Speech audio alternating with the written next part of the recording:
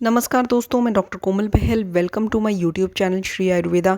दोस्तों, इस एपिसोड में हम लोग पढ़ेंगे अष्टांग हृदय सूत्रस्थान चैप्टर नंबर 20 नस्य विधि अध्याय। इससे पहले हमने पंचकर्मा में पढ़ा था स्नेहन, देन स्वेदन, फिर वमन, विरेचन एंड देन बस्ती।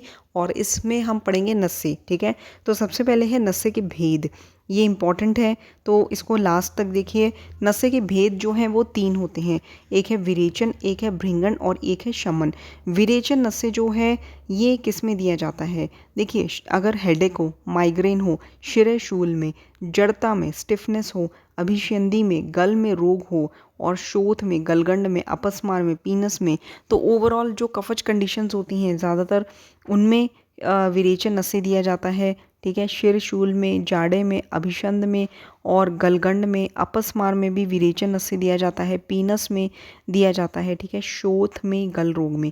भृंगण नस्य जो है ये वातज शूल में दिया जाता है, सूर्यावर्त में दिया जाता है, फिर स्वर क्षय में दिया जाता है, नासा मुख में शोष हो जाए या फिर बोलने में दिक्कत हो, वाक संग या अवबाहुक, ठीक है, शोल्डर में प्रॉब्लम हो और इन सब कंडीशंस में भृंगण कार्य करने के लिए भृंगण नस्य दिया जाता है।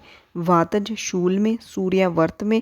ठीक है, विरेचन में भी हमने शिर शूल में नस्य दिया, लेकिन यहाँ पे स्पेसिफिकली लिखा है भृंगण नस्य इन वातज शूल एंड देन सूर्यावर्त, स्वर क्षय, नासामुख में शोष है, अवबाहुक है या फिर वाक्संग है। शमन नस्य स्किन प्रॉब्लम्स में जैसे नीलिका है, व्यंग है या फिर हेयर प्रॉब्लम्स में केश दोष है या फिर अक्षीराजी है, मतलब आइस की प्रॉब्लम में शमन नस्य दिया जाता है। फिर जो भृंगण नस्य है, भृंगण मतलब कि जिसमें स्नेह का प्रयोग होता है, जो भृंगण कार्य करता है, ठीक है, इसको स्नेहन नस्य भी कहते हैं। तो इसके 2 भेद होते हैं, एक है मर्श और एक है प्रतिमर्श। ठीक है, तो मर्श और प्रतिमर्श किसके 2 भेद हैं? भृंगण नस्य के। तो मर्श नस्य में कितनी जो डोज होती है 10, 8 या 6 बूंद। प्रतिमर्श में कितनी बूंद होती है? 1 या 2 बूंद। ठीक है, तो हमने जैसे मर्श और प्रतिमर्श हम कैसे देते हैं, अपनी जो अंगुली होती है उसको हम ऑयल में डिप करते हैं और फिर उससे उंगली से जितने ड्रॉप्स गिरते हैं उससे नस्य देते हैं। तो वो ड्रॉप्स जैसे मर्श नस्य में 10, 8 या 6 बूंद देते हैं, प्रतिमर्श नस्य में 1 या 2 बूंद देते हैं। ठीक है, शिरोविरेचन नस्य के भेद कितने होते हैं? तो शिरोविरेचन के भी 2 भेद होते हैं।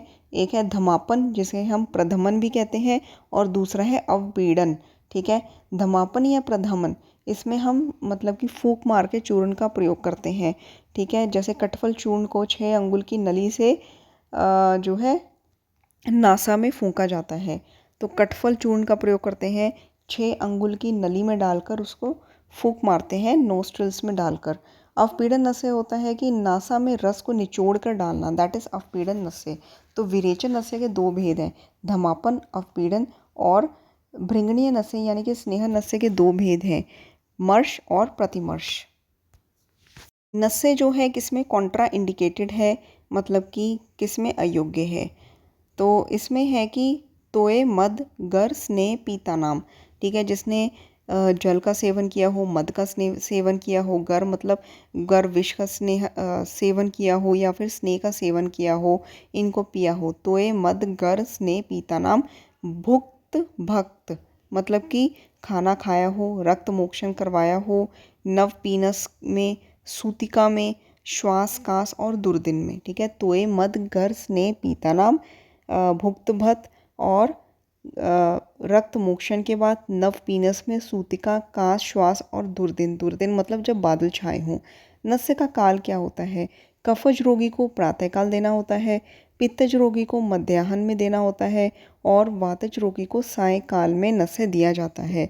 स्वस्थ पुरुष को शरद एवं वसंत में प्रातःकाल दिया जाता है। ठीक है, स्वस्थ पुरुष को नस्य देना हो तो शरद में दे सकते हैं या वसंत में दे सकते हैं, मॉर्निंग में। शीतकाल में दोपहर को दे सकते हैं। ठीक है, और ग्रीष्म काल में सायंकाल में दे सकते हैं। वर्षा में धूप निकल जाने पर नस्य दिया जाता है। ठीक है, वर्षा में धूप निकल जाने पर नस्य दिया जाता है।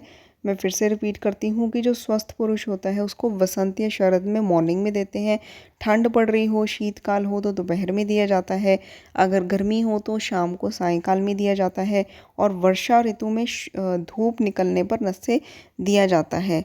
तो यहाँ पे हमारा ये नस्से का जो चैप्टर है वो फिनिश होता है। सारे इंपॉर्टेंट पॉइंट्स मैंने आपको करवा दिए हैं। इसको अच्छे से पढ़िए and keep studying. All the best.